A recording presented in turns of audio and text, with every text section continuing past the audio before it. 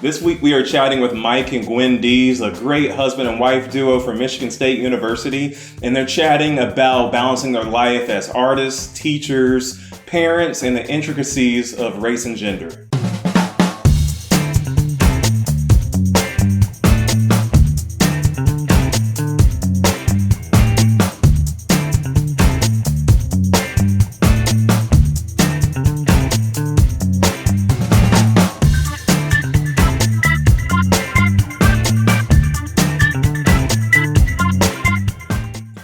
Tina McCain. And my name is Martin McCain. And we are here teaching you how to build your best musical life through transformational interviews, through performance content, and educational tips.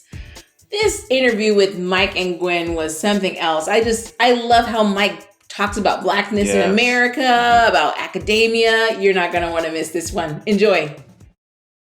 Hey, everybody. Thank you so much for being here. We are excited to have another great husband and wife duo. We have Mike and Gwen Dease. Thank you guys so much for joining us. Yeah, thanks for having us. We're really excited to talk to y'all. You guys are the best. And I like that we have the whole blue scheme going today, too.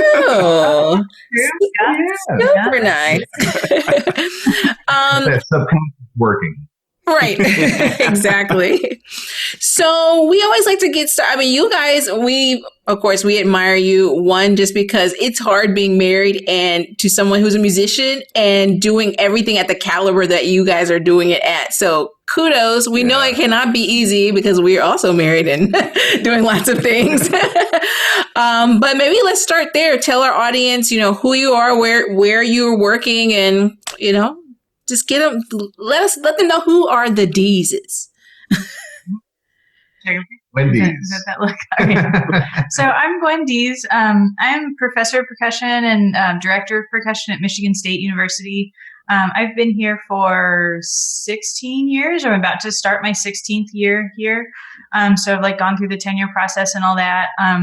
I'm a percussionist. I love playing a lot of different instruments and styles within percussion. I think if you Google me, I'm sort of most known for marimba playing. I have a lot of CDs that have come out, marimba and chamber music maybe. So that's kind of my performing profile. In the summers, when we're not in a pandemic, I work at Brevard Music Center. And that's me. Cool. Awesome. Yes. And then the Mike Dease. Pretend like people don't know who you are. Come on. Gas yourself up. I have to follow her. My name is Michael Dease, and I also work at Michigan State University. I'm associate professor of jazz trombone, and I'm going into my 9th year here. Wow, 9 years. Before that, I was an adjunct professor at Queens College, City University of New York, and Northeastern University in Boston, as well as the New School in New York City. I play trombone in as many different styles as I can, and that's really fun for me because every day is different.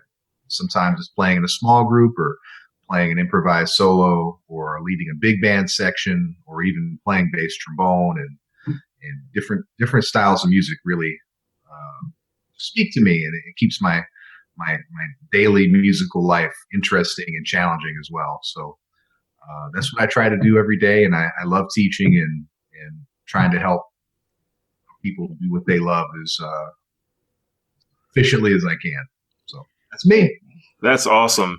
I mean, so I know that our audience is they know how fantastic you guys are as performers and teachers. Can you give them some background, just where you guys grew up individually and how you even got into music in the first place? Maybe I'll start with that. Mm-hmm. See how a good marriage is all about compromise. Yeah. I love how you always look towards Gwen first. Is it okay to speak? And then you come back. A+. We have we call Gwen the boss in our family. So we say, hey, check with the boss. And, or I say that. Anyway, me in a nutshell, I was born and raised in Augusta, Georgia, deep South. And I grew up listening to a lot of my mom's recordings. She had a record player, and she would play a lot of soul music and R&B, like Dionne Warwick, Aretha Franklin and Whitney Houston. And then her favorite singer of all time is Luther Vandross. Ooh, nice. So, I like your mama. I like her. Yeah, my first, real connection with music was learning Luther Vandross's "The Power of Love" CD. Oh wow! Note for note, word for word. Yeah, and I was probably 8 or 9 at that time, and I'm sure the neighborhood kids were like, "What is this little boy doing, singing like all these like love power ballads?" And so I did. I was really intrigued by the band and music classes at schools. So I started playing recorder in 4th grade and switched to saxophone, and then I fell in love with jazz music. My mom got me a Charlie Parker CD, and I became a saxophonist in high school. Then at the end of high school, I fell in love with the trombone, and the trombone sort of hooked everything up for me. I went to college on a music scholarship, and that was how everything got started. So I'm a Southerner. I'm biracial, but I didn't really know any of my white family growing up. I only knew my black family. So when I was coming up, if you had a black parent, you were black. There was no biracial. The thing that they say in the South is if you have a drop of blood, and they use that to separate people and to categorize them in a not a nice way. But I still am, and I was always really proud to be black, and so that's a big part of my heritage and growing up, and what I carry forward and who I represent. Wow, that's good. That's amazing, and it's also really inspiring too, because you say you started out on saxophone, and then you picked up trombone in high school. When usually like I know I started out in baritone, but I started playing trombone still like in elementary. And so like, that's crazy that you picked up trombone so late for, like the band kids, and you're amazing at it too. Look, I could give, when I picked it up, when I got to it, I was so serious about it. Like I was really serious, like furrowed brow, like that type of stuff. So it's like a lot of times we think of starting an instrument as like, everything starting over. And it's true. You're completely right. Like there was a point when I was 16, I had never buzzed a trombone mouthpiece. I didn't know how to hold any instrument. But once I figured out that was the sound, I was like 500% in. Wow. So it's not quite that beginner, like, how do you put it together? That was like 2 days, and then I was like off to the races. Yeah. And I mean, I know that you play many other instruments too, like bass, trumpet. Do you have the same approach when you're learning, other instruments? Yeah, each time you learn a new instrument, it's like a new, it's sort of, dig this, like y'all have a TV, right? We got a couple. A couple. Yeah. Who has like one TV? But it's like say you get a Sony or an LG or a Samsung or whatever, right? Or a Toshiba or what's the other one that they sell? The Nugenics or anyway. Like the first time you learn the remote, it's like, okay, well that's there and that's there, and it takes a minute, but you figure out all like the 100 different buttons on the remote. Mm-hmm. But when you get another TV, it's all the buttons are in different places, but it's basically the same information. So the saxophone really hooked up my understanding of like the basics of music. And so when I pick up a trumpet, I just figure out like where those things on that first thing fit on the second. Mm-hmm. And that helps a lot. That really helped me with trombone. It certainly helped with bass and trumpet. Where it's less helpful is like keyboard, because I've never learned how to play more than one note at one time. Okay. Like, we need some lessons. That here and that there at different times. Like that seems so. I can play a little piano, but it's not anywhere near as sophisticated as my other playing. That's such an awesome example on the remote. I can already tell you're a great teacher, Mike. I never doubted it, but the TV example with the remote, I'm writing that down. Great or annoying. That's awesome. How about you, Gwen?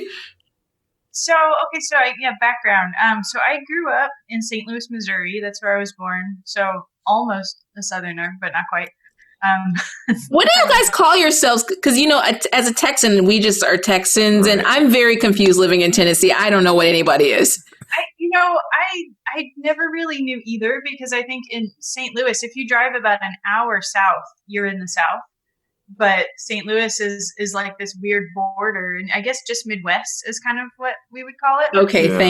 Thank you for explaining. As far as I can explain it. But so my mom has a degree in music ed, and her specialty was really like teaching little kids Suzuki piano specifically. And she had a really close friend whose specialty was Suzuki violin, who also lived in St. Louis, Missouri. So when I was 2, I started taking both of those instruments, piano and violin, through the Suzuki method. So just learning by ear, like listening to the pieces over and over again. And learning that way. And so I played piano and violin for a long time until band class grade. So I guess like 5th grade or so, 4th or 5th grade. And we didn't have an orchestra class at my school. So it was band class. And I was like, well, why don't you choose another instrument that's a wind instrument? So I chose flute. And I played that for a little bit, got lessons on that, and was playing the 3 instruments. And then one day, kind of randomly in our little beginning band class, they needed somebody to go play the bell kit in the back, because none of the percussionists wanted to. They all wanted to like play snare drum or bass drum or something like that. Okay, does any flute player, anybody who knows this like G clef well at all, want to go try to play bells?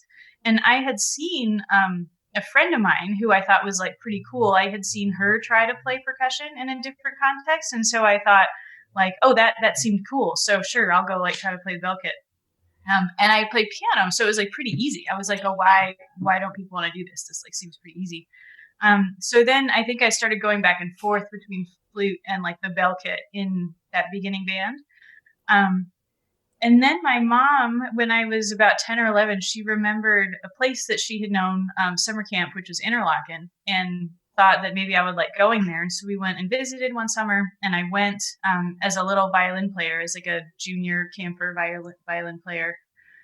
Did that for a little bit. And then I just started taking percussion lessons there on the side, because those were sort of the 2 instruments that I seemed to be a little more serious about.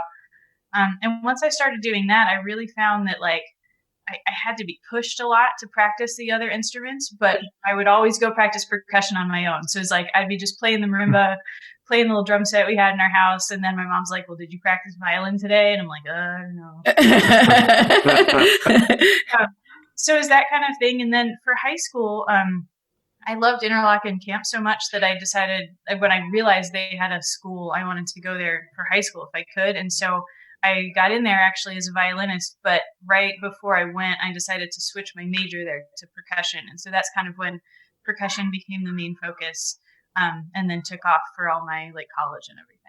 Wow. Awesome. I'm so jealous of all you were like, oh, I play this instrument and that one and that one and that one. And then I just decided to play percussion.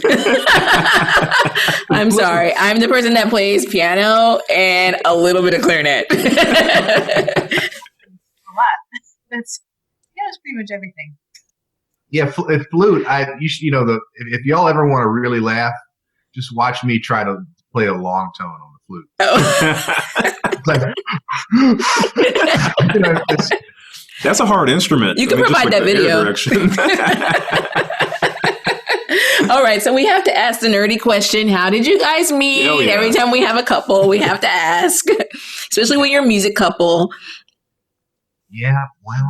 You tell that story better than I do. Oh, gosh. She always says that to get me out of her telling the story.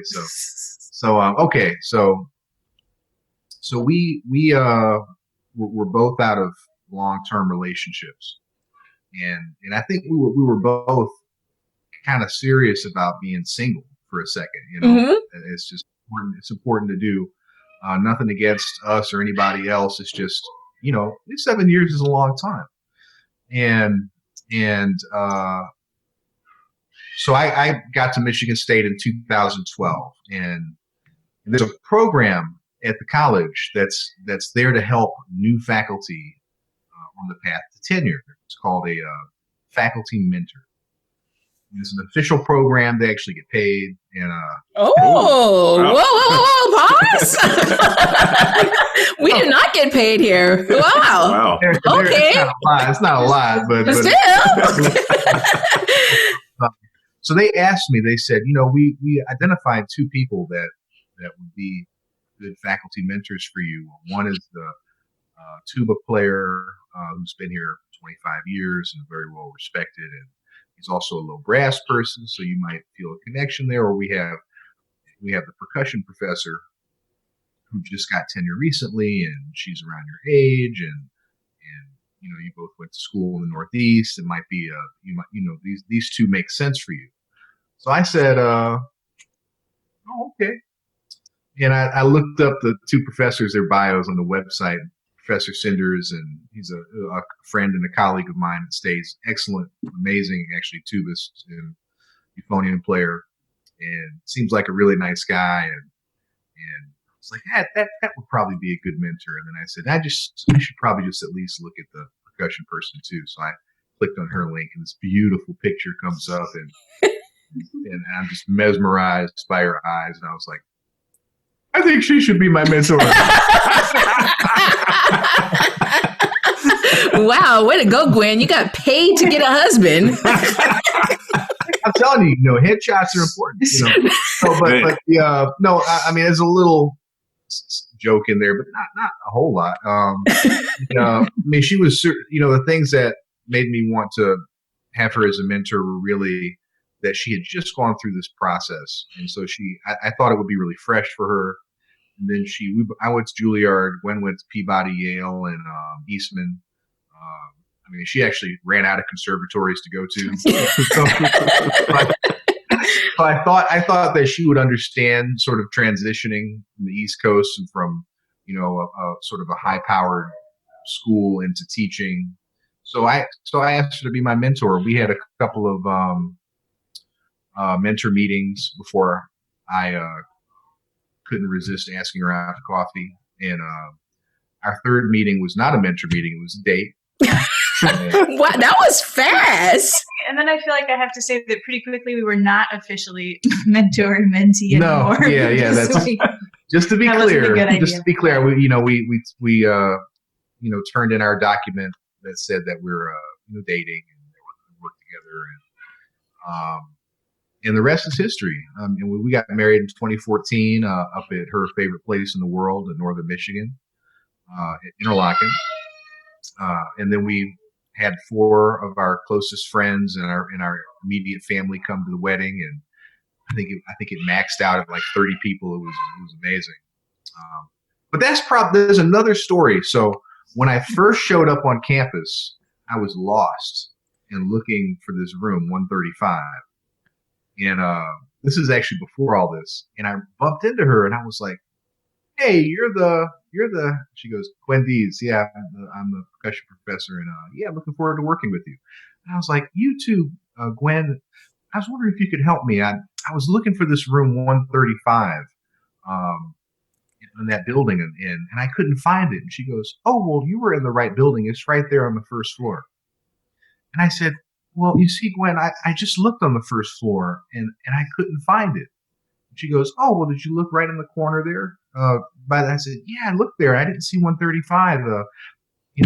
Must be somewhere else." And Gwen goes, "Okay, well, good luck." Oh, it was a rejection. Low-key. And then I went back and I looked all over, and of course I looked on the second floor, looked on the third floor, looked in the basement. I couldn't find this room. I said, I should probably look where she said, because she's been working here like 8 years. And there, right where she said, was room 135. I just missed it because I was new. And I was thinking like, wow, she did not pull rank or like embarrass me or vibe me. She was just like, okay, take care, have a good day. She just let me be an idiot. So she was like, oh, this guy thinks he knows everything. Well, he'll figure it out. Oh, That first got like my brain ticking, and I was like, wow, that takes a lot, because I don't personally. I would be like, hey, listen, I know you just got here, but I teach in that class and I pass it almost every day. I promise you, it's right over there. Trust me. That's what I would do, because I gotta fix everything. But Gwen likes to let people be themselves. class. So that was brilliant. So I really love that. And she's going along with this. So, I mean, Gwen, do you have anything to add or take away from this story? There's not much to add. It was really, I think he read like so much into that. And honestly, when he asked me where the room was, I was like pretty sure I knew where it was, but I actually didn't teach in those rooms that often. So I was like, I don't know, maybe he really didn't see it over there. So I'll let him like look around and do it. This is a match made in heaven. You guys need to go rewrite the faculty handbook too, because. I used to joke with one of my mentors, Michigan State, just retired, a really excellent person. He was a vice provost and vice president. His name is Terry Curry, and he's one of the top labor negotiators in the entire world, and just a really cool guy. And he took me under his wing and helped me with a lot of MSU programs. But one of his job was as VP of Human Resources, so he was in charge of the mentor program. That was his, in his purview. And every time I see him, I joke with him. With Gwen, I say, "Hey, love that mentor program y'all got going on. It's working out great, Nice. That's amazing. You guys are funny. Oh, I love that. So cool. He's so cool. He's impossible to rattle, and he knows a joke when it's there. And I have so much respect for him. We both do. His name is Terry Curry. Is really great. That is awesome. Wow. So I have a question for you guys. So both of you are extremely busy with your full studios. You're extremely active artists, and your parents. How do you balance your time? Yes. I'll try to answer that. And I feel like, just to be super honest, I don't feel that I do. I mean, it's sort of a struggle every day to figure out like how to balance time. And I think it's a rare day where I feel like, oh, I like really balanced my time well between all the different things I'm trying to do. I think especially we've got little kids, they're 2 and 4. And so it almost feels like everything is a little bit of an emergency, like they need this right now, and then school needs this right now, and I need to practice this right now. And it's just like, what kind of needs to happen right now. And I would also say too, that we have a lot of help. Like one thing that's really helpful is that we have my parents living really close by, and they help us watch the girls, which is kind of key because with our jobs, we have weird hours. And so, if we can watch them from 8 to noon, we can. But then if we need somebody like late at night, we have that help. So that's kind of key, I think. Mike is like, I just let Gwen do it. Kind of, a little bit, yeah. It's I mean, she really. I'm just kind of in awe of her, how she does that. I mean, she's present for whatever she does. That's kind of the thing, and so I get to watch. I don't know if she knows this, but I'll watch her shut down areas. It's almost like closing a window to free up some RAM. Mm-hmm. Shut this down and shut this down so she can be present for her meetings, and present with her children, and present with dinner, and for our walks outside. And that's really like inspiring, because I keep too many windows open. And sometimes I'll be talking to somebody, and if I'm distracted, I'm like not really hearing them, and that's something that I work on a lot. So I'm going to say, like, I don't really do that well either. But, the kids teach us. They push boundaries like no other, and they can tell, and they're so honest. They don't have a filter. They give instantaneous feedback. So like if my daughter's like, "Hey, Daddy, do you see this?" and I'm on my phone, I can't just say, "Yeah, honey." She knows the difference between me really caring or not. Come up and do one of these and like, oh, that is cute. Can we do that to husbands? Yeah. Yeah, I mean, it's interesting. I would almost say that if somebody was able to find a balance between those two styles, like that might help with balance, because, sometimes I see him with this more like windows open kind of approach. And it seems nice because he's really quickly able to like switch in between things. And for me to be able to focus, I have to kind of compartmentalize. So if I'm like making dinner or with the kids, and I need to think about something for work, it's harder for me to kind of like get into that zone. I need like special time like dedicated to thinking about it. Wow. We could like combine. And we have a lot of help, like even beyond our parents and beyond scheduling. Like that's something that I read all these like self-help books. And I'm in the middle of like 10 of them now. Well, you'll have to share one. I don't. I'm reading this book I'm reading now is written by a lady named Jen Sincero,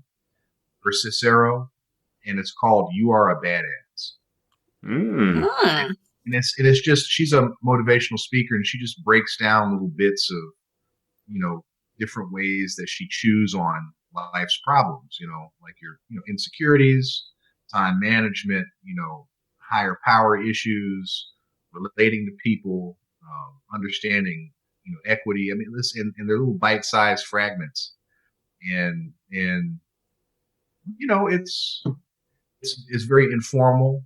And sometimes I like really formal things. Sometimes I like really casual things too, and that really helps. And we're both like pretty new Yamaha people.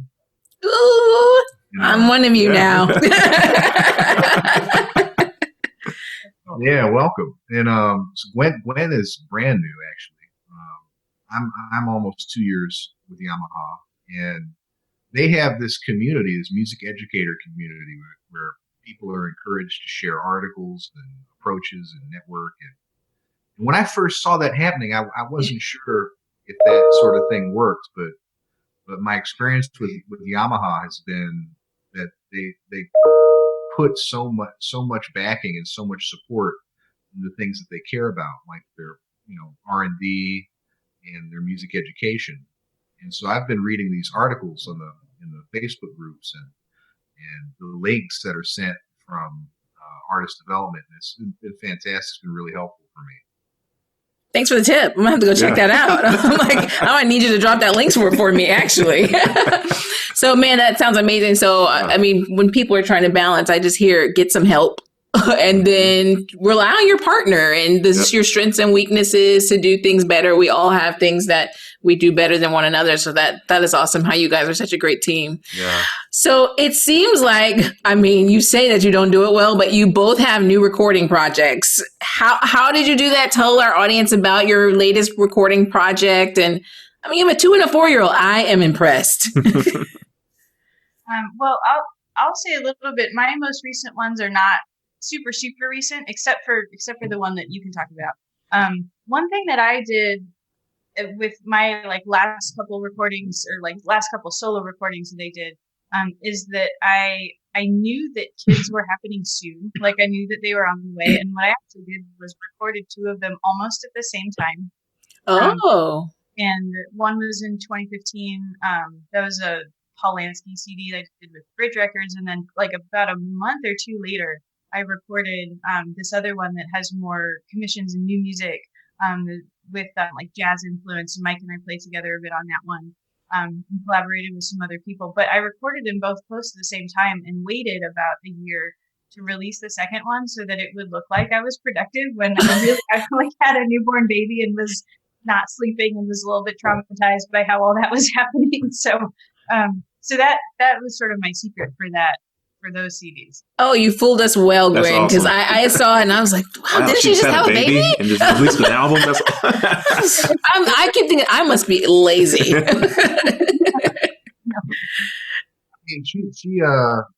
That's really inspiring because she saw a problem, an obstacle coming ahead, and just like did something kind of superhuman at the time to prepare for it. Because it's let's just talk plainly about it. Like women have it, however you want to say it. Some people say women have it twice as hard as men, as far as how things are interpreted or through comparison like for instance, just casual conversation. If a man has two children with however they have them, and people say like, wow, I can't believe that he's got children, and it totally makes sense that there's no gigs or recordings happening right now, and let's give him a sabbatical. Hey, they have 2-year sabbaticals in France, Oh, wow. and I think that's the thing, yeah. And but women, and I've heard things on committees, not at Michigan State, but in different places where they say, well, just because she's pregnant doesn't mean there should be any lapse in work or research, and that's the biological imperative shouldn't. It's there's a prejudice against women in society. I mean, society was set up that way in our country from the beginning. I mean, that's why it took so long for women to get the vote. Right. And I remember my years in New York talking to artists, and I have many friends that are female jazz musicians, and it's really refreshing to hear people speak bluntly about it, about the difference in level that women have to be better than men to be accepted as equals. Mm-hmm. It's got to change, and it's really great that my wife was able to think around that obstacle, but she shouldn't have to. Yeah. You get the same considerations and the same understandings that men get. And every day, it shouldn't just be a male and female thing. When people get upset about affirmative action or any sort of program that ensures some sort of equity, they get too caught up in the legislation and not caught up enough in the cause. Right. Exactly. Say that again, Mike. That's so good. If I could remember it, I would. But there's a reason for these things. Like with Black Lives Matter, everybody say, well, all lives matter. It's like, no, there's a reason that we have to say Black Lives Matter. Mm-hmm. And the reason is unfair and evil.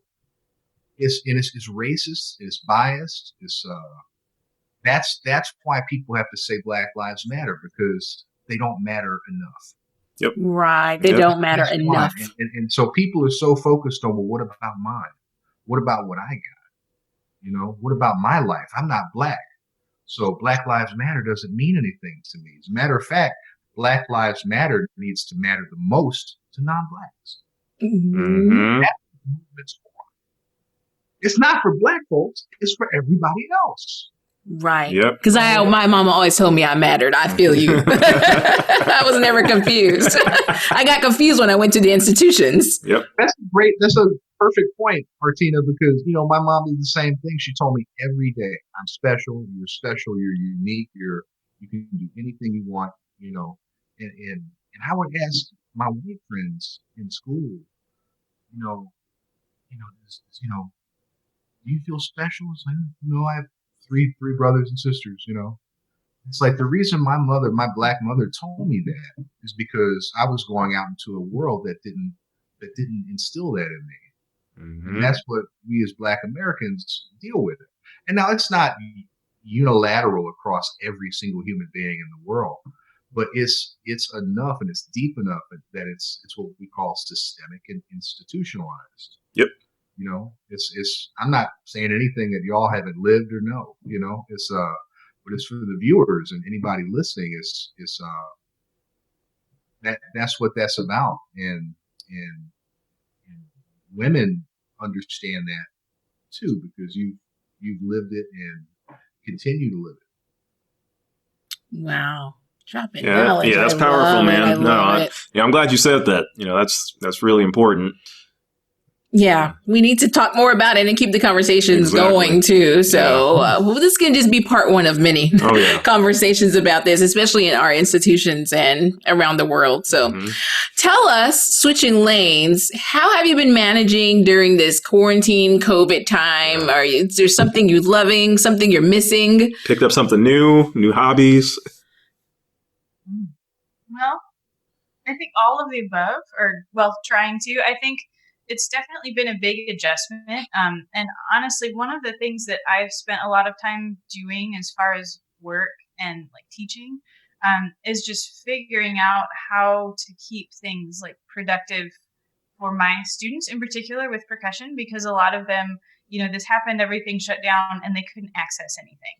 Like equipment to practice on. Some people are really lucky and they have things at home, but other people aren't. And so a lot of time has been spent with trying to get people something, or trying to find something productive to do with just a practice pad, or even found things you can like find it in your kitchen or in flower pots or something to practice on, and who to listen to, and how we can sort of make a plan for fall that if you have access, if you don't have access, if you're comfortable coming in, if you're not. There's been a lot of thought for me about just how to be really creative with that, how we can showcase different things online. But it's definitely tough. I mean, I think it's been tough on a lot of the students too, to try to figure out what's happening. And so a lot of it too is just trying to be like emotional support, and just make sure people know that somebody's there for them and thinking about them and caring about them and everything.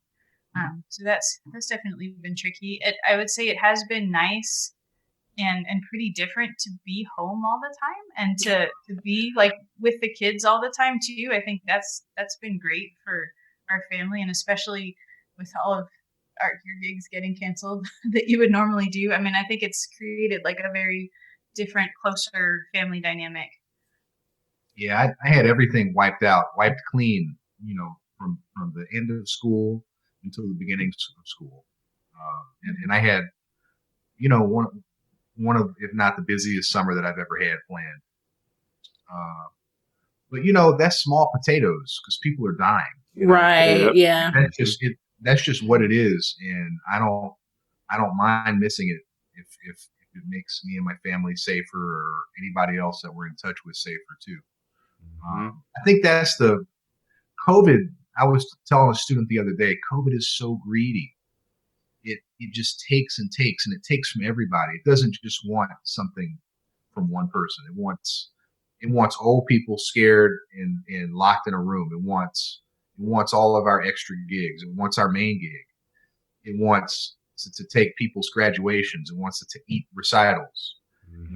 It's going to eat the proms. You know what I'm saying? It's like it's just hungry, and it eats everything. And so with that, I think the antidote is empathy. Like look at what we're losing. Look at what you're losing, and look all around you, everybody else. And I tell that to my like teenagers and my 20 somethings, because they're like, that's a very me time. It's like my growth from like puberty to adulthood, my adolescence to young personish. I'm a grown up now. So why is COVID eating all of my like passageways into adulthood?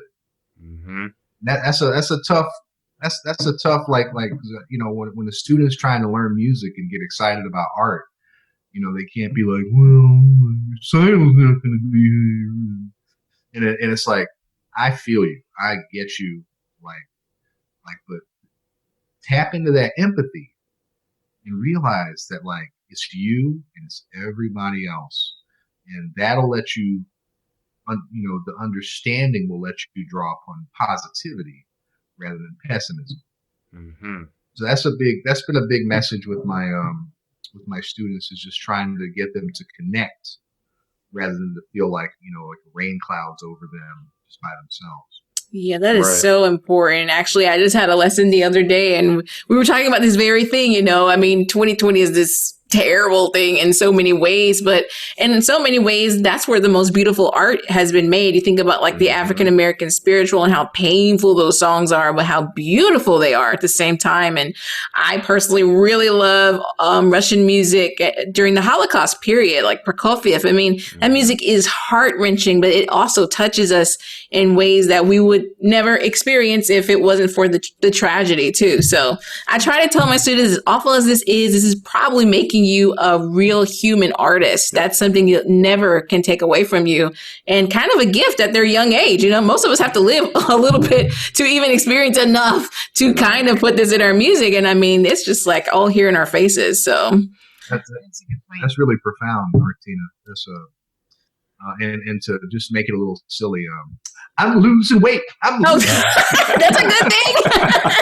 Eating at home more works too. well, hold on. Let me qualify. I put on weight all the way up through like a week ago, and and when I say all the way, I mean like 2018 through like a week ago. He's pulling it back. So if you look, if you Google me, you'll find pictures of me, wearing like small T-shirts, flexing my muscles and conducting big bands like that. And that dude's coming back. Hey! He's in here. He's like,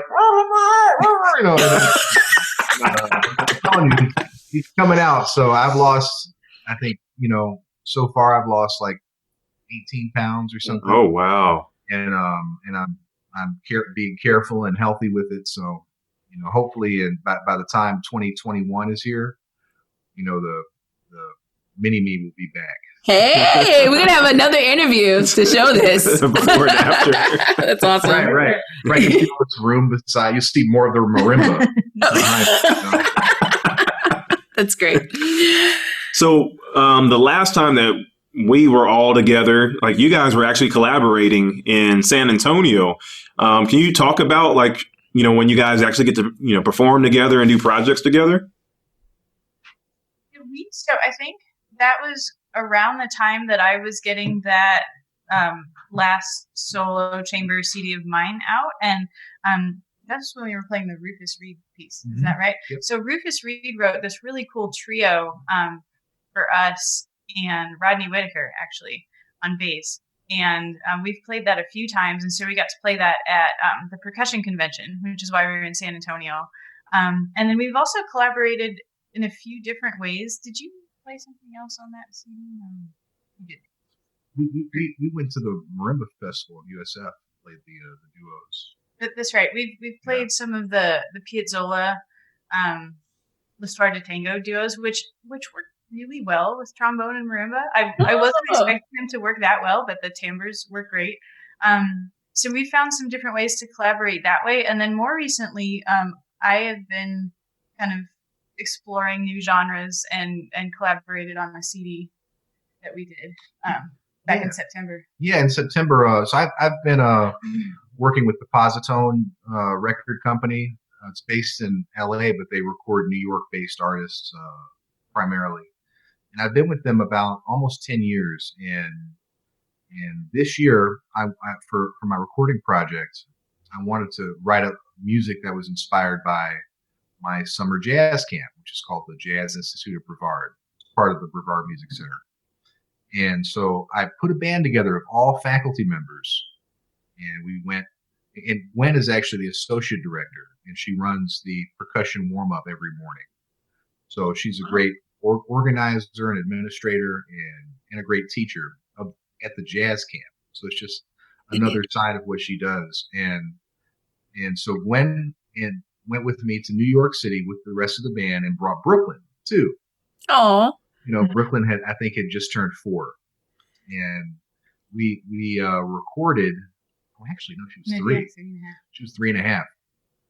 And we went to the studio in Brooklyn, my daughter's namesake, and we recorded 10 songs in probably 5 or 6 hours. And so Gwen played congas and just congas, right? A little bit of And triangle. Wow. You know, so to be able to bring her into my studio and jazz recording life is pretty amazing. When we first started dating, she played timpani and gong on my big band record, which was fun too. But it was her orchestral chops, kind of, you know. Conga and the African studies in the background wasn't in there, but she's been studying with a really great master percussionist named Kevin Jones that's moved to Grand Rapids. And so she's ready for gigs, you know. Oh, man, they take lessons too on the side, That's Gwen. awesome. You're playing yourself down, okay? You know, the cutest thing is that we actually got Brooklyn to record some for the record. And she plays rain stick, Oh, shaker, and chimes. So I'm gonna try to play this for you because I took a little video because I'm gonna do a press like a E press thing, and this is her playing.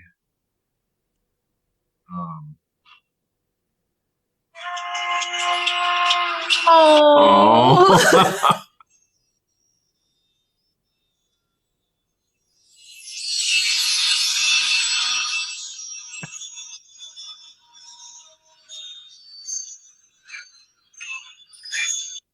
Oh, she got it honestly. Oh, Yeah, she actually did it. You know, Wow. really That was awesome. Be on the lookout. Exactly. Well, she's got two fantastic musicians as parents and artists and educators and administrators and recording artists. My gosh. All the things. We have so enjoyed talking with Yes, you all. I guys. mean, it's just amazing to like soak in. I mean, when are you guys going to come to Memphis? We need to have a real chat sometime after all this is over. We miss y'all. We talk about our hang in San Antonio all the time. Yeah. Out to eat and talking and catching up. So we'll be out there as soon as we can do it and not catch COVID. Oh, exactly. Most importantly. So tell our audience, where can they find you guys? Well, Your social media, your website. Because they're like, I'm not giving out my I don't wanna be address. found. where can they find us? Who's coming? Come on now, don't show your age.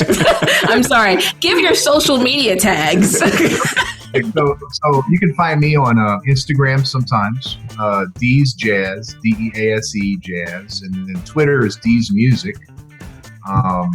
But I probably am the most active on Facebook. So if anybody wants to know what I think about anything or get my shares or see where I'm playing, check send me a friend request on Facebook and then you can also check out my website, michaeldease.com. Has a lot of resources and information about recordings and gear, and there's a blog that I do once a year. But I'm pretty easy to get a hold of if you want to just, if people are ever interested in a lesson or anything like that, just shoot me an email, and I'm pretty friendly sometimes. I'd be looking forward to getting in touch with you. Really cool. I'm probably the same as easiest to find me on Facebook. And also my website is gwendolyndease.com.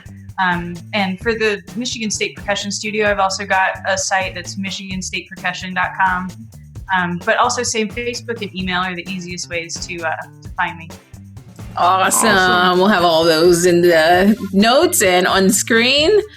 Guys, thank you so much. This has been awesome to get to chat with you, and it's been inspiring for our audience members too. So we'll see you guys next time. Bye. Bye. Bye. Wow, that was so powerful, right? So I gosh. learned so much from them. I Absolutely. can't wait till this is over so we can just go and travel and be in person. So, hey, if you like what you're seeing every week, why don't you share it with a friend? And make sure that you subscribe to our YouTube channel and hit the bell so you can get the notifications. And check us out on social media, Facebook, Instagram, Twitter at McCain Duo. And you can also check us out on our website at McCainDuo.com. Bye.